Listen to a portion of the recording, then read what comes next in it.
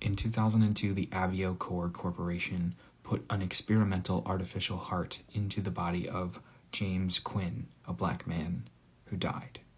The doctors in charge heralded the experiment as a success because he lived for 9 months, but his wife recalls it differently, saying that his life ended with pain, disappointment, and despair. He was promised a life of mobility, but died tethered to a hospital bed. He suffered a stroke and became brain dead. His heart kept beating by the artificial device inside his body. When we think of experimentation on black bodies in history, we think of the Tuskegee experiments. We do not think of the year 2002. This true story comes from Harriet Washington's book, Medical Apartheid. It is full of such horrific details that I have to keep putting it down because it's too hard to read. A few pages later, she talks about artificial blood, an experimental technology that gets used more in African American hospitals. This artificial blood had a associated 49% higher death rate. 2 quotes.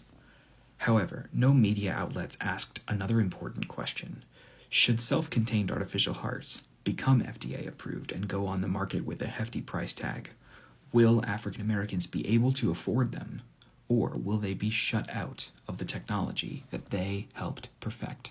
We started to cover this conceptually when we talked about the immortal life of Henrietta Lacks. The cells of hers that were taken without permission saved countless thousands of lives, and yet the very treatment that her body helped perfect is financially inaccessible to her own descendants. But it isn't just medical technologies that are used in an experimental, non-consensual way to the detriment of the black community. Dr. Ruha Benjamin, in her 2019 book, Race After Technology, explains this. Crime prediction algorithms, like prison sentencing algorithms, and like facial recognition systems, are experimental technologies being developed that have a detrimental effect on the black community. But before I give you more examples of doom and gloom, I want to look at one bright spot. I learned about the power of bright spot analysis in this book, which incidentally was also recommended in this book. These are 2 of the books for hope that I mentioned in a previous video. Hundreds of thousands of you watched the video where we talked about the pounds of racism birth weight gap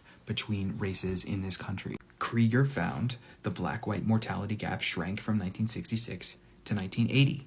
Later, another study found additional improvements for black infants from 1965 to 1975. Why? The food stamp program, Medicare, and the war on poverty.